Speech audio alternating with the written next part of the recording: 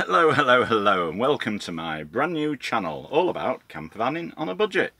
My name is Alex and during this video I'm hoping to share my experience with all of you folks with a little bit of poetry and some terrible jokes, some creative ideas and a little bit of chat, some amateur philosophy and just chewing the fat.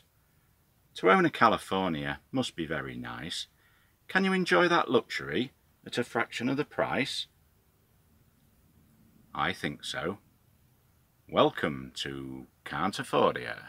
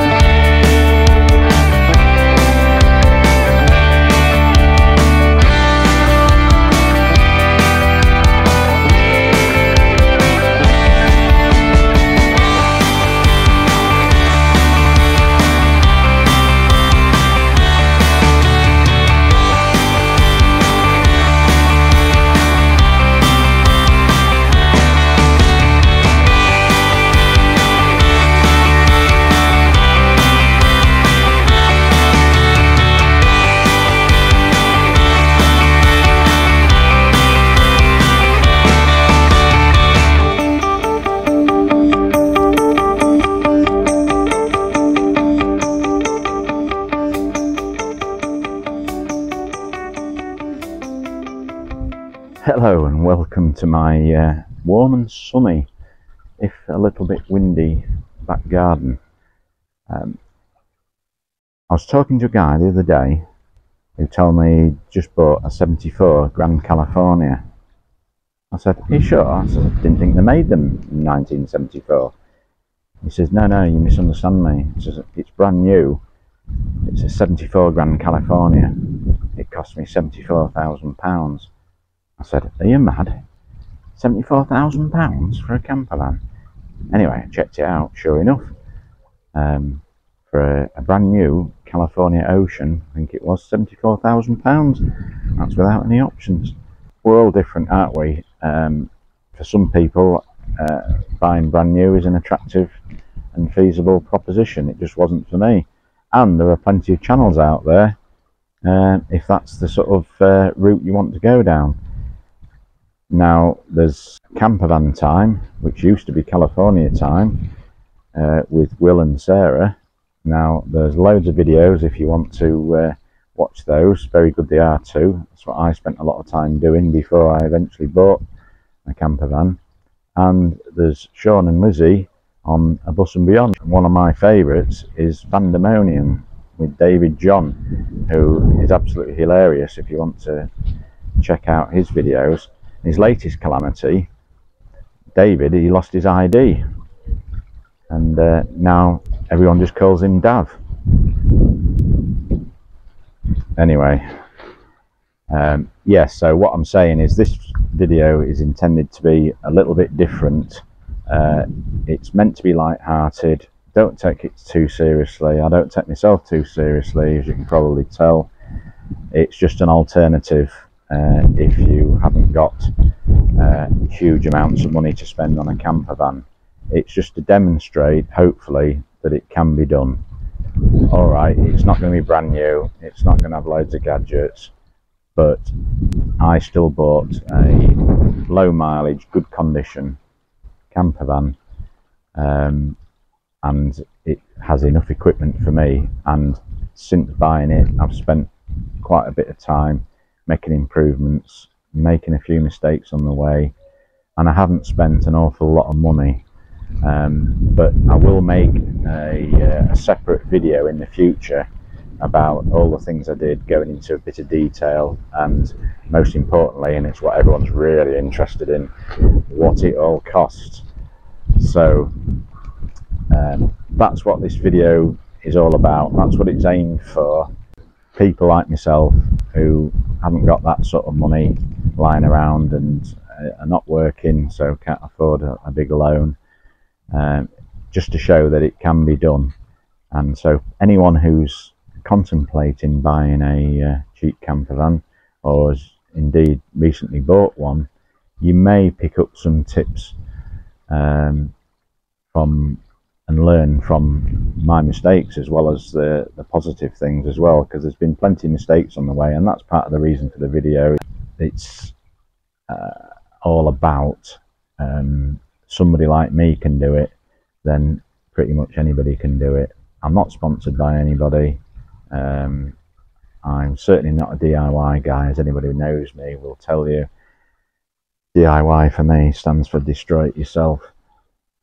But I have learnt skills along the way, so you don't need lots of tools or anything like that, just general household tools for most of the things that I've done.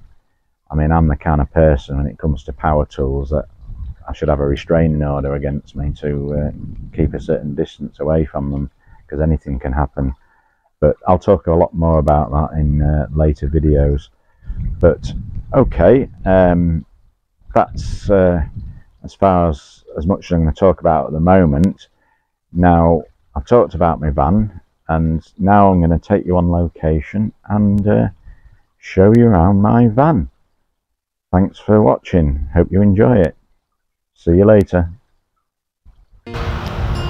So here we are on location at the River Humber.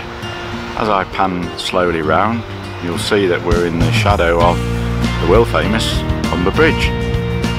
Now, that bridge was completed in 1981, and at the time it was the world's longest single-span suspension bridge, measuring approximately 1,500 metres between the two towers. Now, interestingly, the two towers aren't parallel because they had to build them and take into account the curvature of the Earth. There we go. Now, moving round, you'll see my van, and there it is. It's a 2004 Volkswagen Transporter 1.9 TDI, producing 102 horsepower. Now, it was originally converted by a company called Leisure Drive. It was a Leisure Drive Crusader. So when I bought it, it gave me the confidence of knowing that it had been professionally converted. I've removed the Leisure Drive decals other than the stripes, which I think look quite attractive. But my additions are, I put a full set of plate and alloy wheels on, 16-inch, which you can pick up fairly cheap. I've also had fitted some stainless steel sidebars, which it's just a bit of bling, but I believe improves the appearance. I've had the windows tinted a very dark colour, which gives you a bit of privacy, and I think looks attractive from the outside as well. And also I've had a Fiamma wind-out awning fitted, which is a very useful piece of equipment. So that's the near side of the van. Moving round to the back, you can see I've bought and fitted a Fiamma Carry Bike Pro, which is a really handy piece of kit. It carries our two bikes with ease, no problem at all, and takes seconds to put them on and secure. Now, behind that you can see the original transporter badge, and below that you can see that I've badged it as a Cantafordia. The bumper is the original black plastic. I didn't go to the expense of having them colour coded, but I have restored the original colour and had parking sensors fitted, which comes in very useful, especially when you've got the bikes on the back. There's the T30 TDI badge, which designates its carrying capacity.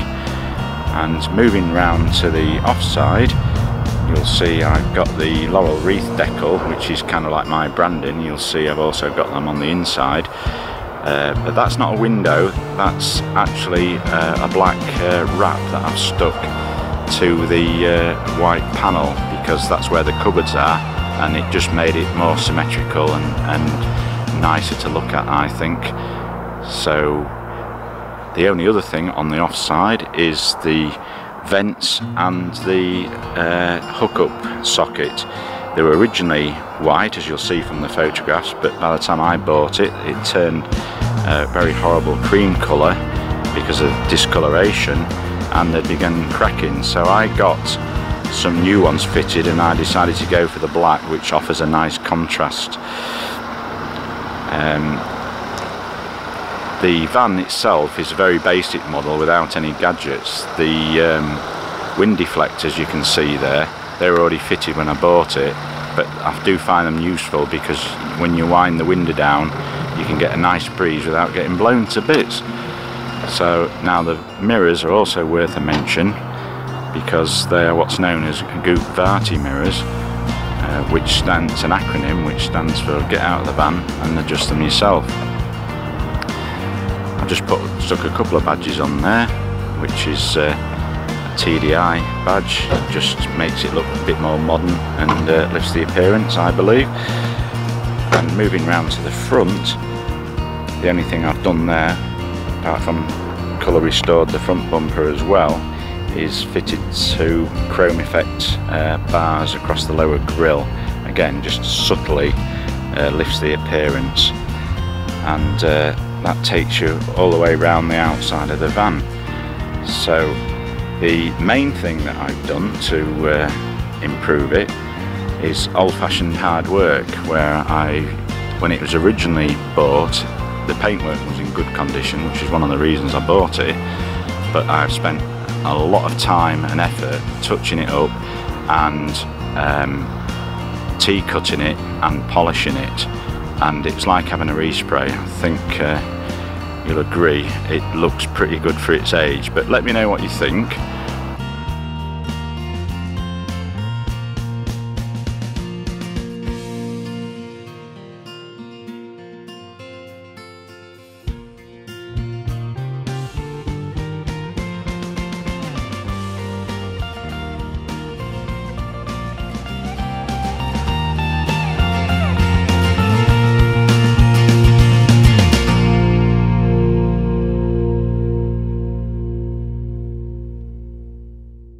Very quickly take you around the rest of the outside, starting under the bonnet. As I've already mentioned, it's a 1.9 turbo diesel. I'm not a mechanic, so I can't talk with any authority on the engine and its components, but it all looks quite nice and tidy, as it was when I bought it. I've kept it clean and cleaned the underside of the bonnet, make sure the paintwork looks nice and clean. And moving up to the pop top is the original pop top, I believe, so it's quite old now, and I've got the bungee fitted to it to prevent it catching on the hinges when you lower it, and it seems to be quite effective. Walking around this side, you'll see the grey colour, which I believe it originally was, is faded a little bit. And I've got one of those transparent plastic patches that covers a small hole where the hinges cut there in the past.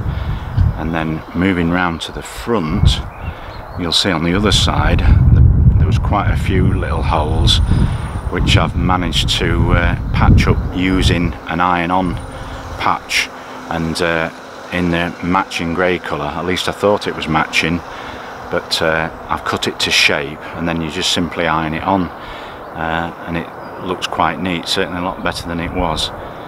So and I've waterproofed it all, and there's no leaks. We have had it up in the rain and there's no leaks or anything, so I'm quite happy with that. It's better than spending anything up to £1,000 to get a new canvas, I think. So I've got the tailgate up, so you can see I've made a few alterations in the back. You can see I've had the seats upholstered in leather, or reupholstered, with the logo on it in a black and beige colour. I'll talk more about the seats when we do the interior.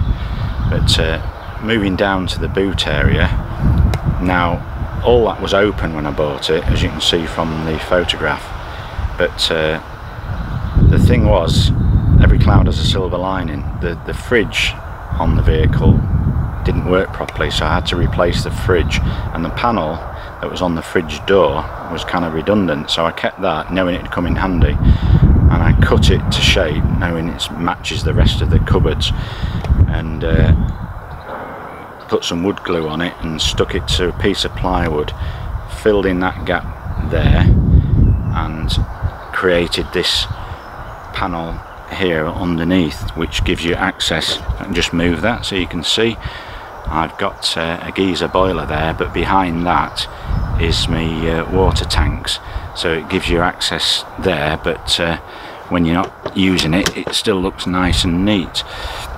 Because the bed originally, it was screwed down.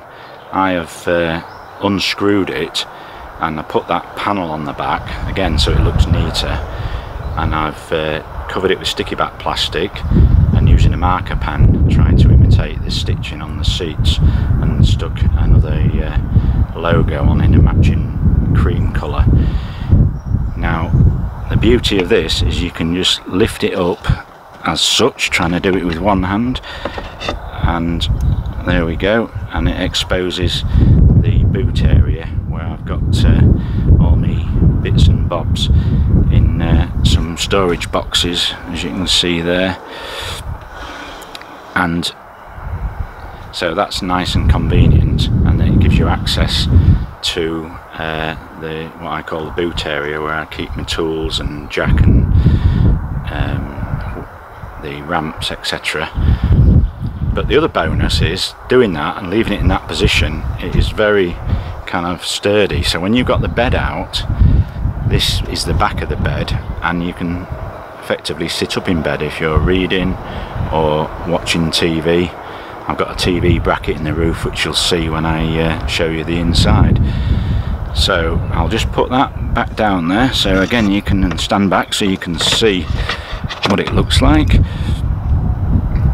and take a few paces backwards, and you can see it looks a lot neater than just having everything exposed. And I was just lucky being able to use the wood panel from the fridge to blend it in with the existing cupboards. So that's it for the outside now. I don't think I've missed anything, so we'll now take you inside and show you what I've got inside. Hello and welcome back. I hope you enjoyed that tour around my van. I've been joined by one of my two cats. The other one's just in front of me, but this is Ellie. She's an old lady now, she's 12 years old. Most people who have vans seem to have dogs, don't they? But and that's why a lot of people, I think, have four berth. So they sleep upstairs and the dog has the luxury of sleeping downstairs. But we don't have any dogs, we just have the two cats. We haven't taken them away. Oh, there she goes. We haven't taken them away with us yet, but we might try it in the future and get a harness and a lead. We used to have dogs in the past, really. We had one border collie, and lovely dog he was, and we got him as a guard dog, really. But anyone who visited, he didn't bark, he just licked them. Absolutely useless he was.